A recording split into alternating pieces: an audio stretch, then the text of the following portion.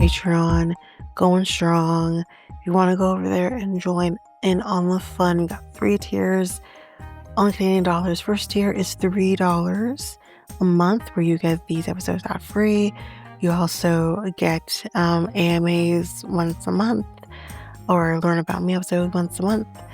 And then on the second tier, which is $5 a month, you get everything from the first tier, as well as coverage of a reality show of yesteryear. That's right now Jersey Shore, currently in season 3.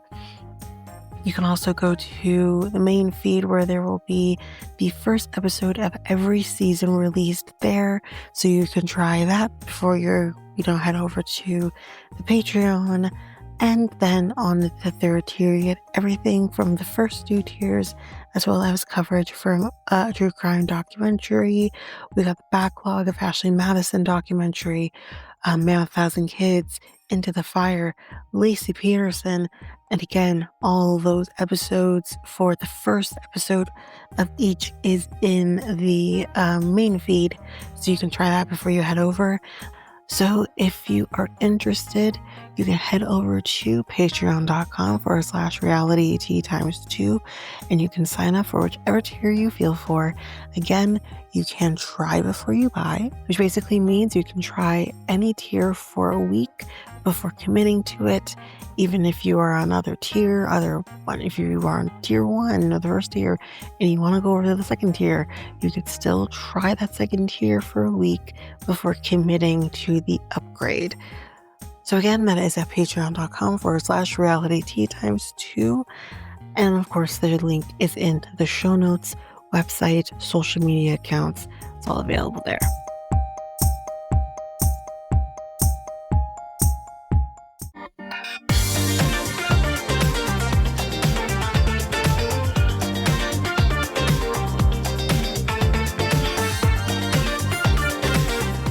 Welcome to Reality Tea Times 2, the podcast where we discuss all the trash reality TV we love to hate. I'm Tanika, and today we are going to be doing, as you can tell, a full kind of rundown of the entire season for Below Deck. So that's what we're going to be doing. So this is an audio-only episode, and so yeah, there'll be no video for this.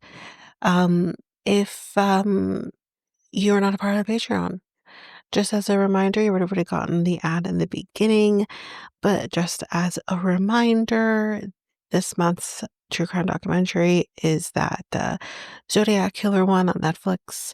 So that's what is there for you. It should be there. Well, it should be out already, but I believe the the main feed one probably actually would have come out already by the time this comes out. So you can check that out on the free feed. And if you want to hear the rest of the recap for the episode, you would get that on Patreon exclusively on the third tier. So that's basically that. Don't think there's anything else we need to discuss in terms of what's the word announcements type of situation. So just going to do some hot goss real quick before we head into it. So we have a new season of Seeking Sister Wife coming very soon. We'll see how that goes in terms of coverage, but this is new ahead of the season. That Seeking Sister Wife stars Jennifer, Nick, and April Davis have welcomed another baby together. So Jennifer, Nick, and April welcomed another baby together, daughter Charlene or Charlie Vontessa Davis, Jesus, on May 28th at 11:52 p.m., revealing the news exclusively with people ahead of the new season. So she's been here for a few months.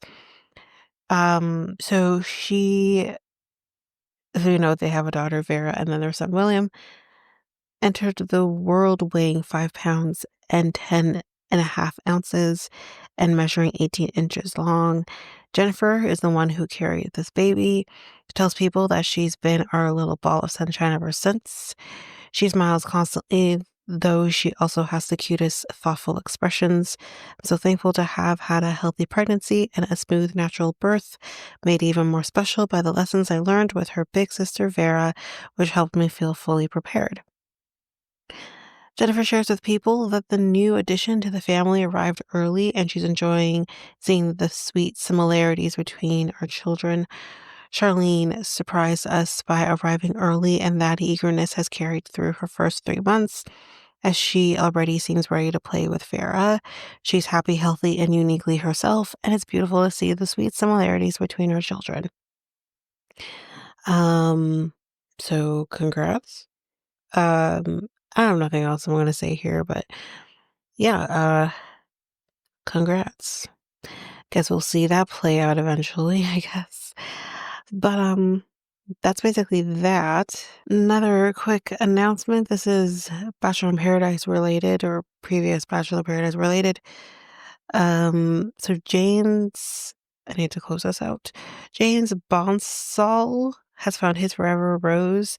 So the Bachelor in Paradise alum and his girlfriend Rebecca announced that they got engaged in California, and their intimate proposal will make your heart swoon. Sure. Um, so there's a clip of it. James, who also appeared on The Bachelorette in 2021, I don't remember this guy at all, popped the question to his now fiance in front of the backdrop. After Rebecca accepted the proposal, the duo shared a kiss and took several photos near the beach. The couple later met up with their friends at San Diego's Hotel del Coronado and celebrated their romantic milestone with even more white roses.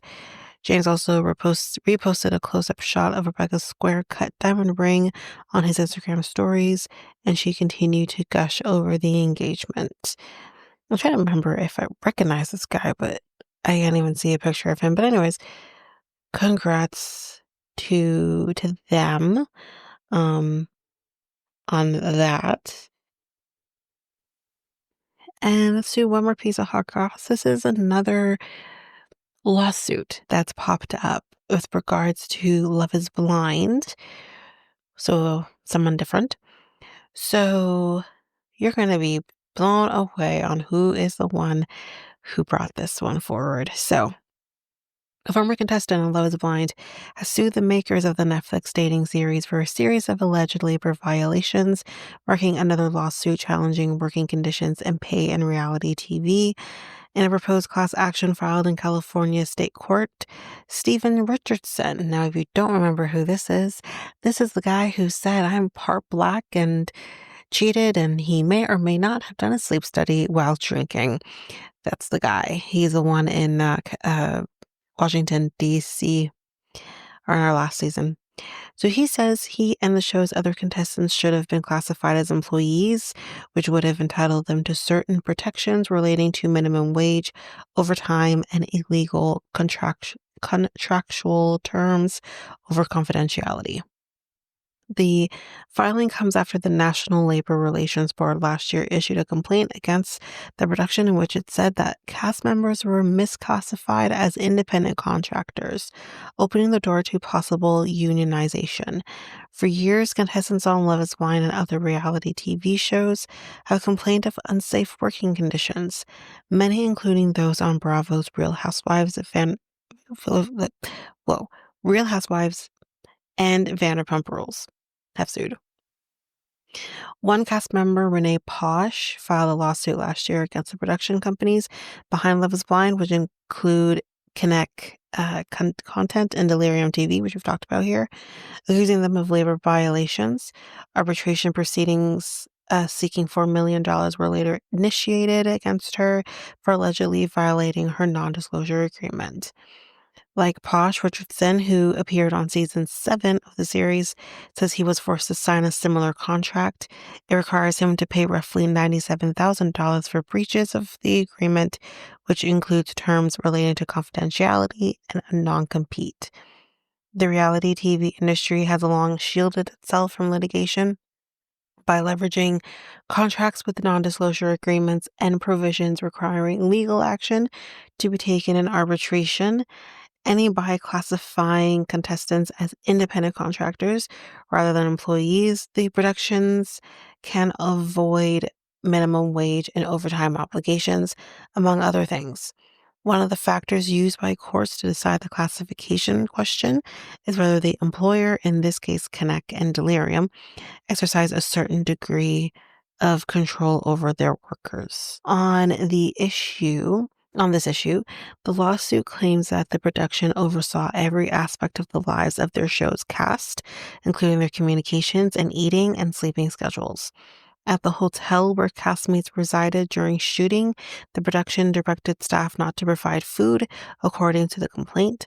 Contestants' IDs, wallets, phones, and credits were taken away, thus eliminating their ability to leave the hotel, living quarters, or production set. When Jeremy Hartwell, a cast member on the second season of Love is Blind, like, I don't remember this guy at all. Anyways, sued the production in 2022, it was revealed that contestants were paid $1,000 per week.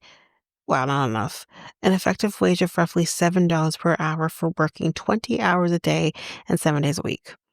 Richardson's lawsuit doesn't disclose if this stipend has increased since then, though he also alleges he should have at least been paid minimum wage and overtime. The lawsuit, which names Netflix, Connect Content, and Delirium TV, seeks unspecified damages and brings claims for multiple labor violations. It seeks to represent people who applied for or participated in reality TV productions produced in California by the production companies, which didn't respond to requests for comment since 2021. So that's what's happening in Love is Blind universe. Um, Yikes. But anywho's, that's it for Hot Goss. Let's jump in to the reason we're here and us to do this, little rundown of the season. So before I get into some of the points here, the season on a whole, I thought it was good. I enjoyed it. There,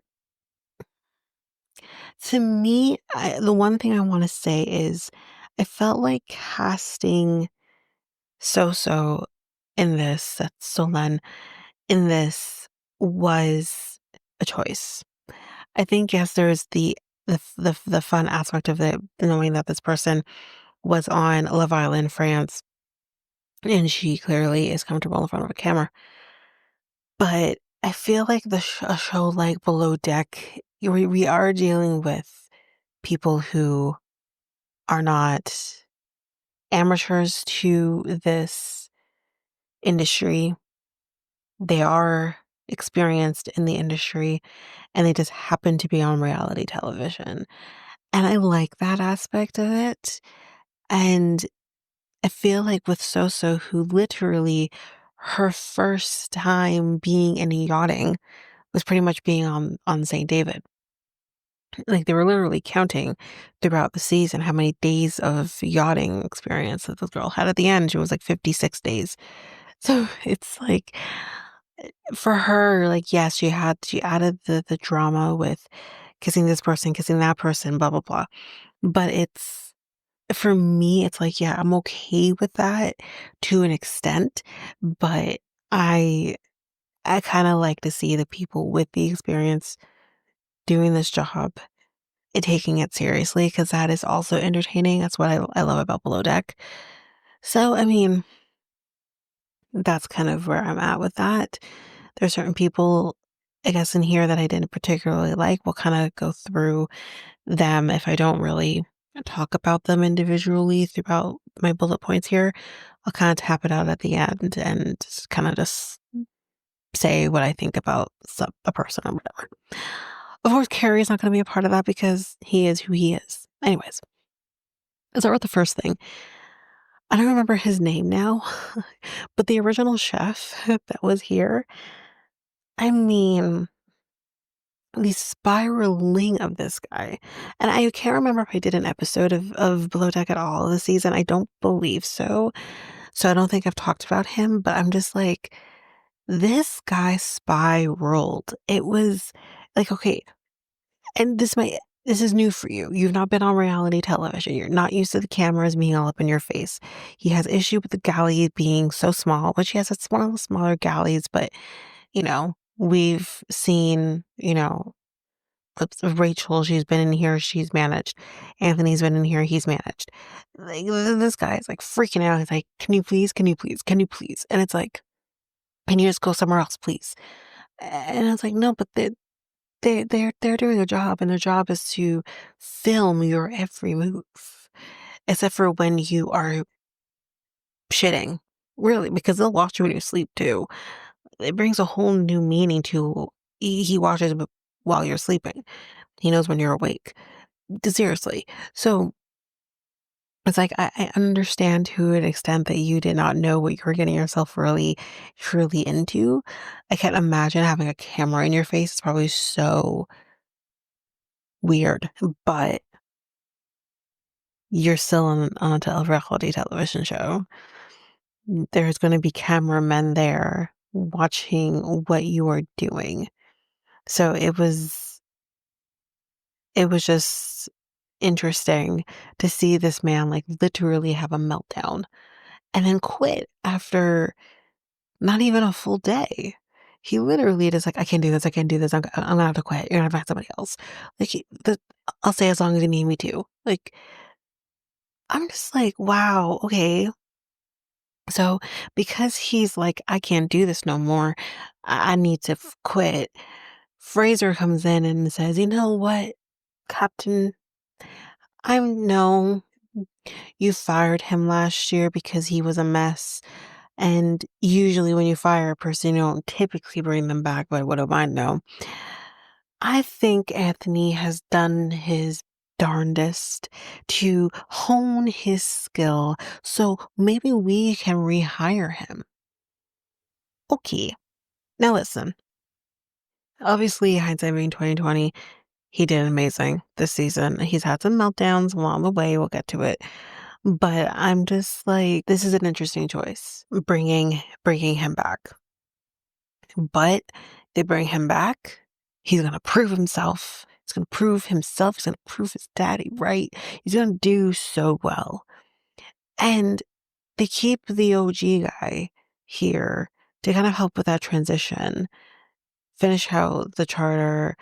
I don't remember if he stayed another full charter or not, but I think like they just finished out the charter. If I remember correctly, whatever. They stayed for a transition period. And honestly, I thought these two are working so well together. I think they should have just kept them both. I'm like, can we just do that? Like we had a chef and a sous chef in the last one. Can we just do that? Like I think that'd be so cool. I thought they seem to work so well together. But anyways, we do find out though that even though he's back and he's ready to prove himself and do good, he does have a little bit of a bone to pick with Fraser about some of his shit talking about, which caused him to be fired. So I'll kind of go through it here now and kind of go through that whole situation since we're on the topic. So we hear kind of him saying that, I was talking to Barbie, and if you remember Barbie's from last season, um, that, Fraser's the reason you got fired. Like she said this. And he's like, he's supposed to be my friend. Like, was he really the cause for me losing my job?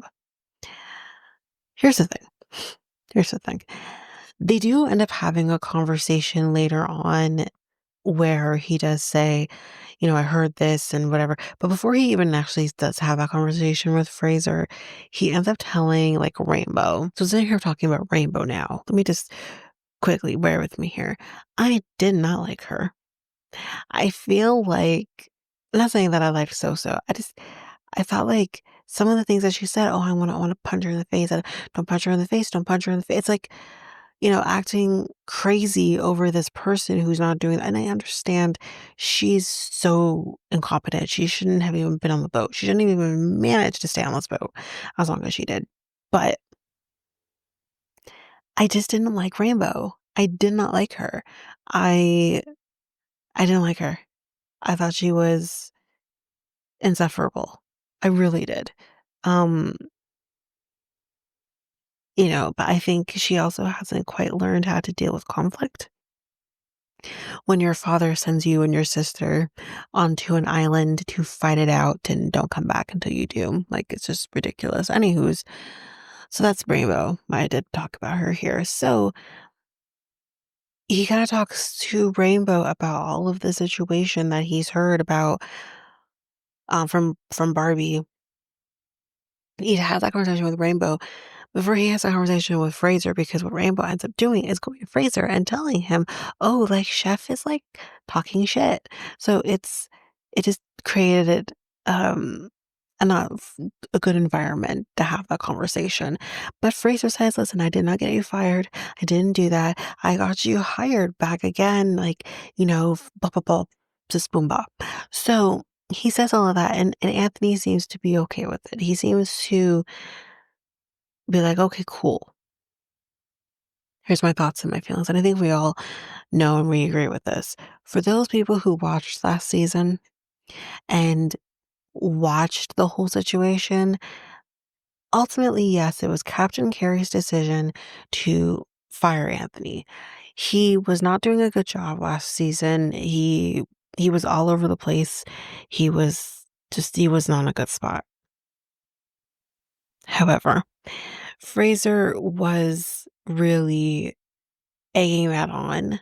He really was going back and talking a lot of shit about the cooking and all this to Captain Carey, which did not help the decision making for firing him. You may not have gone up to Captain Carey and said, "We need to just fire Anthony." No, you didn't do that, but you did kind of facilitate the firing.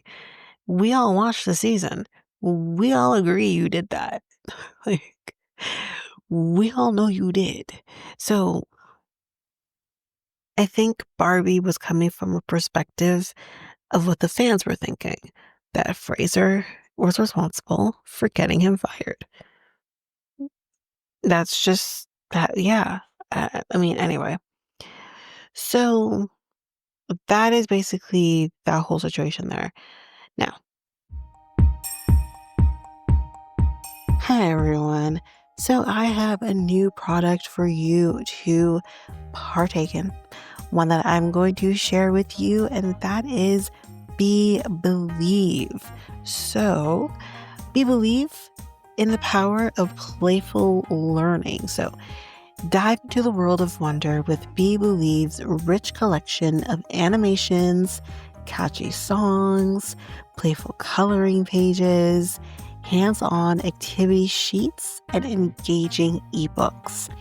Each element is thoughtfully crafted to captivate young minds while reinforcing positive behaviors in a fun and meaningful way.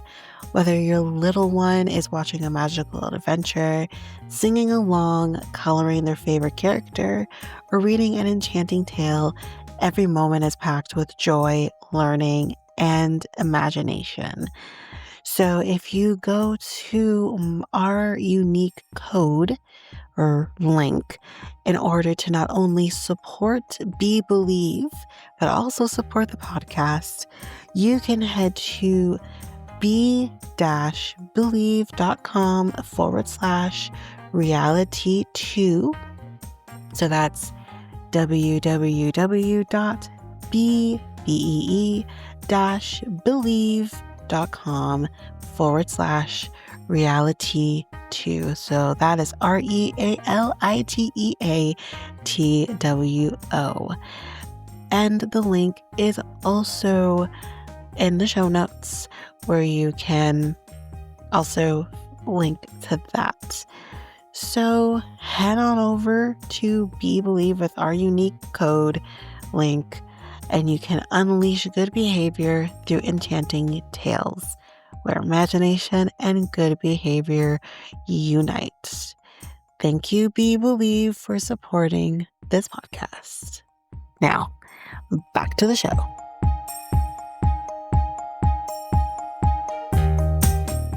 I didn't write her name down here because I didn't remember at the time that I wrote my notes. And now I still don't remember her freaking name now either. What was her name? Okay. The the chick, the South African chick, the Decky, that girl. I can't remember her name right now. She is toxic as fuck. Okay, I liked her initially, and I think I like her as a person. She's hardworking. She knew her job. She was good at it. There's no issues there. But when it comes to her being all over the place, when it comes to the people she's involved with, she's a mess.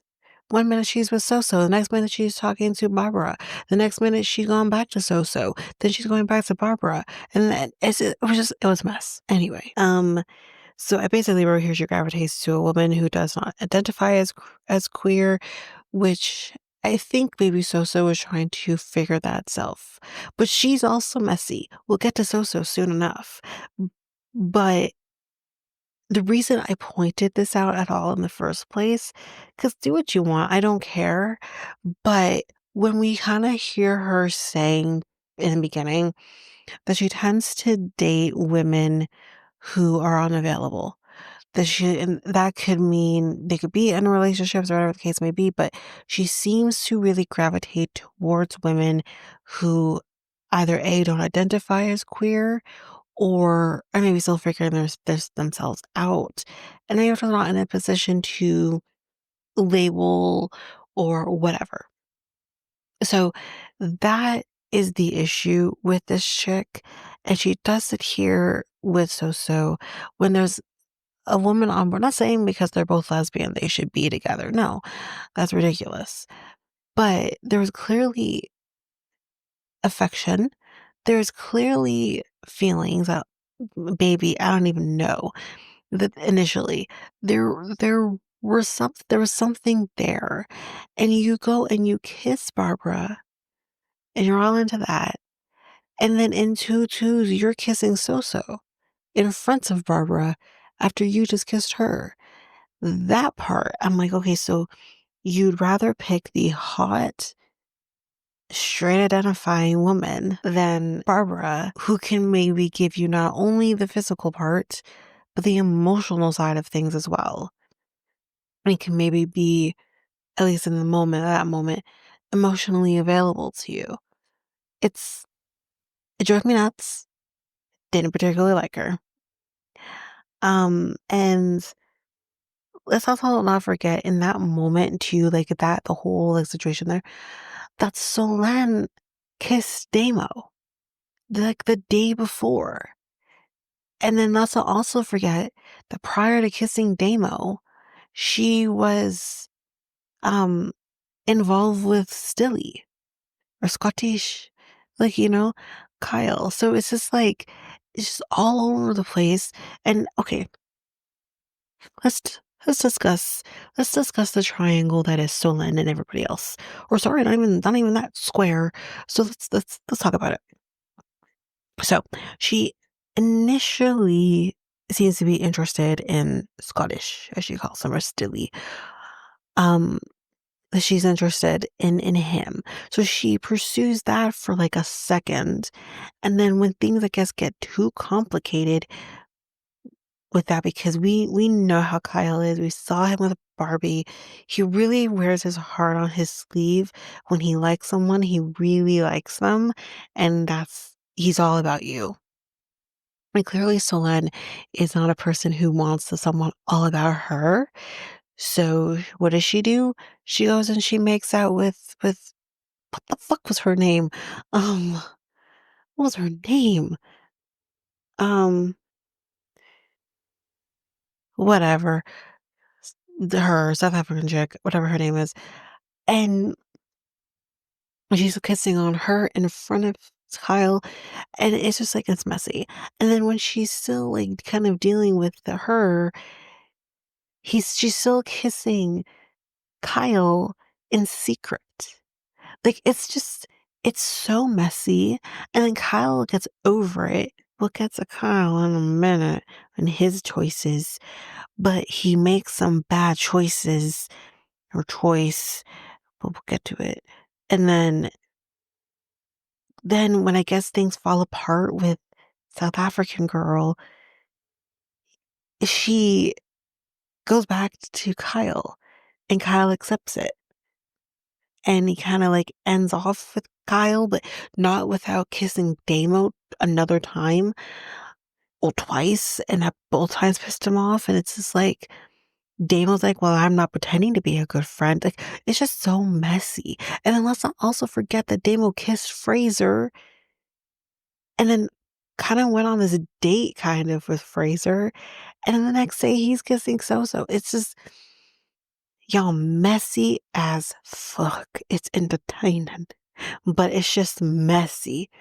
But I'm just I felt bad for Kyle, and then I didn't feel bad for Kyle, and then I really didn't feel bad for Kyle. So it's yeah. Yeah. Anyway, we'll get to Kyle more though, don't you worry. Um and then the other thing about Damo, like we do see later on with Damo and Stolen.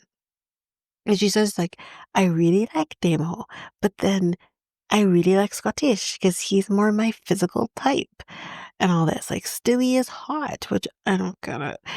But like Damo is like sweet or whatever.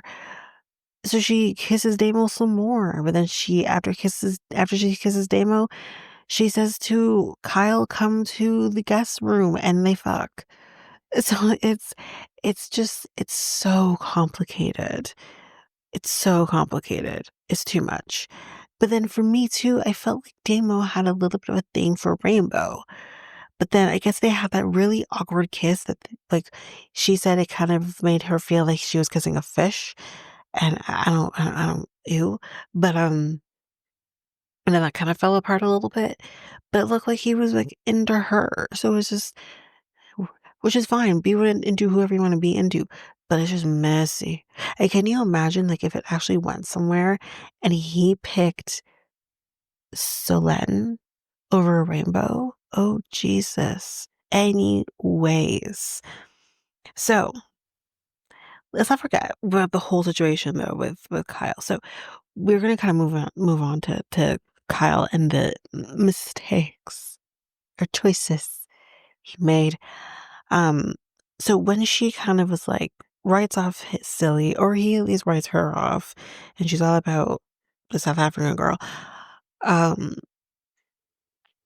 okay, okay. I felt like I was watching an episode of Jersey Shore where you're seeing someone picking somebody up and then you immediately go to having sex. I mean, shit, at least Mike took the girls back to the house and had sex with them in a bed. No, no, sir. He takes this girl. It looked like they were having sex on the beach, but then they didn't. I don't know. And then they go into the men's bathroom and he just bends her over and fucks her. And people are walking in and, like, you hear they're not even pretending.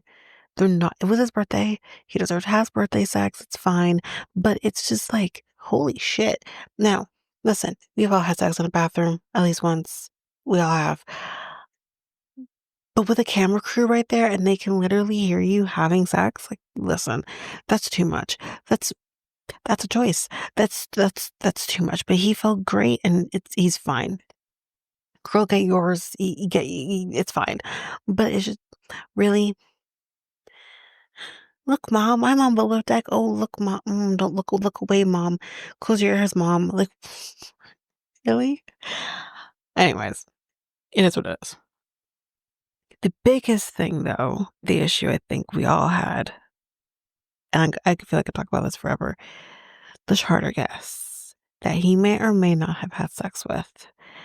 So, in case you didn't watch the episode or you didn't watch the show, you don't watch the show, you're just listening to me, he basically, they were on a beach. There's one particular charter guest, which, okay, wait, hold on. I need to talk about that other one there. I forgot that was the same charter, but I'll get back to that after.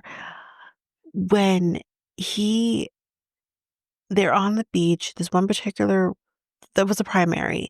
She didn't even really stuck on Kyle. Kyle, come help me swim, or Kyle, whatever. And he would do it. You know, you're trying to get tips, fine. But afterwards, he kept saying, "Oh, I fucked the charter guest. I fucked the charter guest," or whatever. Like Helen, I think was her name. Helen's married. Okay, her husband was there, and it's when he kept saying it, kept saying it, kept saying it, kept saying it. It got to a point where between Fraser and Hugo, they decided to tell Carrie, Captain Carrie, and I think it was Fraser that said it. And when he addresses Kyle about it, Kyle denies it, obviously. He denies that it happened. But then in the moment, he says, "Well, I'm not saying I did or I didn't. I got away with it, though." Because he was going to fire him if he did it. But there wasn't enough proof. When he talked to others, everyone said, "Oh, we just thought he was fucking around. Like, he's not actually being serious." But, well, we don't know. The thing is, it's shitty of Kyle to go out there and be like, "Well, I don't know if I did. Maybe I did. Maybe I didn't." She's married. That's fucked up. If you actually didn't, do you put it out there just because of the narrative? Because it's gonna be really fun and dramatic? Like, this is someone's life you're fucking with, though. Unless they have some sort of understanding. I don't know. But it's really messed. Now, do I think Kyle actually had sex with her on the beach with everyone else around? No, I don't think so. The position that she was in versus where his dick is, it was just not possible. It's not humanly possible. I know they said kind of could have slipped in kind of thing. No man's dick is that big. He's decent, but no man is that big. It wouldn't, I just don't see how that works. Now, when they go back to the boat and Helen says to him, "Can you help me unpack, Kyle?" That part makes me think, could something have happened at that point? I'm not saying it did, and I'm not saying it didn't, but I don't know. Let's just say Kyle, after those comments that he made, is never being rehired. We're never seeing him again. He completely screwed himself by saying those things. Anyway, I don't know if he did or I don't know if he didn't, but he ended off the season okay. Obviously, we talked about him and Soso already. Um, and Governor Carey basically told him, "Stay away from the guests. You're not allowed to be near them anymore because you can't be trusted." Fair enough. So I didn't talk about this particular. Okay, so these particular guests, the ones that came on, and Kyle may or may not have had sex with the primary. When they first get there, I cannot remember her name. I cannot remember her name, y'all, for the life of me. We'll call her Diane, or let's call her Karen. Um, their friend Karen comes on the boat and she's drunk.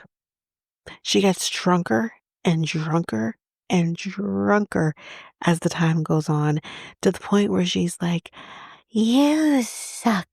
You don't let me drink. I want to go on the banana. I want to go on the banana. I just want to go on the banana. You won't let me go on the banana. Fuck you and fuck this boat. Fuck your banana. I don't want, I really want to just go on the banana. I just, I'm just, I want a drink. Can I have a drink? I need a drink." No, no, you bald-headed motherfucker. No, I just want to go on the banana. They won't let me go on the banana. I just want to go on the banana. Okay, okay, okay. Can we talk about it? Can we talk about it? I just want to go on the banana. Okay, yeah, we're gonna go to my cabin and talk about it. Okay, cool. Wait, why are you locking the door and not coming inside and talking to me about it? Oh, you're gonna kick me off the boat.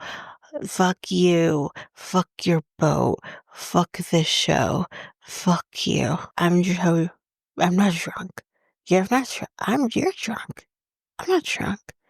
This bitch was insane. It was hilarious, scary. Whoa. Um, she was I've never seen someone so drunk in my life. I've never seen someone so horrifically violent in my life. It was something. She got kicked off this boat. We can't have that. Get her the fuck off my boat. Helen goes with her, and she's when she's leaving, she's like, Captain Carey, I mean, I'm so sorry. I'm so sorry for this. I'm so sorry about my friend who is cursing you out and calling you a bald motherfucker. I added that part. It's fine. But love you, Captain Carey. But I'm so sorry. Am I allowed to come back? Am I allowed to come back if I take her to the mainland and we get her into a hotel and we sober her up? All the coffees in the world. Can I come back? Can I can come back and then potentially maybe have sex with one of your that group? Great. Full circle. But what a time. So yeah, we talked about Rainbow and Solen hating each other and the whole situation. Um, but I mean, I think that's basically it. I think that's not much else to really say about the season. I will say the last charter guest with the $28,000 tip was incredible. Um, but yeah, I don't think there's much else to really say. I think I've talked about everybody for the most part. Oh, I will say this though. Hugo, shut the fuck up. You are here as a head of department. You getting involved in other departments' issues with Soso and Rainbow and all that. Stay in your lane. Like, he got really annoying very quickly. He was boring. He was boring. And then his idea of not being boring anymore is starting issues with people unnecessarily. He sucked. I didn't like him either, but I feel like I've talked about everybody else. I liked Barbara, very much. I liked her. Um, but yeah, I don't think there's much else to say. We're heading into a new season for the Below Deck Med, and I'm looking forward to that. I'll probably do something similar like this again with these shows because it's just a little easier. But yeah, there will be another rundown coming your way, which will most likely be Bachelor in Paradise. I think the show is done now, but I have not finished it yet, so I have to finish it before I can do the full rundown. But I'm excited to talk about it. But otherwise, that's it, guys. That is it for this episode. And yeah, that's it. I'm done. I have nothing else to say. That is it for this episode. So if you like what you heard, please rate, review the podcast on either Apple Podcasts or Spotify. Also, don't forget that you can also share us with everyone in your life if you really love this. And I do want to read those reviews. I'm definitely getting 5-star ratings, but I want to read those reviews. So send me those reviews and I will read those 4 and 5-star reviews on the podcast. Also, we're on every one of your favorite podcast apps. Every one of them, including you can find us on YouTube at Reality Tea Times 2. If you want to connect with us, you can do so by going to either Facebook or Instagram at Reality Tea Times 2. You can also find us on Twitter, TikTok, Reddit at Reality Tea Times 2 Pod. We also have our email, which is at realityteatimes2 at hotmail.com. Definitely want to hear from you guys. And we also have our new website where you can listen to all of these episodes. You can review the podcast on there as well. You can connect with me in any way, all the stuff. It's all there, and you can find me there at www.realityt times two, all spelled out, dot podpage.io. It's there. And don't forget, I also have my other podcast with my friend Mikkel, Next Take Podcast, where we talk about all kinds of different topics. But you can find us on any of your favorite podcast apps over there as well. Or you can also go to YouTube, and you go to Next Take Podcast, as well as our website, which is solo.to/Next Take Podcast. So yeah, there's that, and that's basically that. And again, don't forget, if all of this information is overwhelming, we do have all of the links, everything in our show notes. But that is it for now, guys. Thanks. Bye.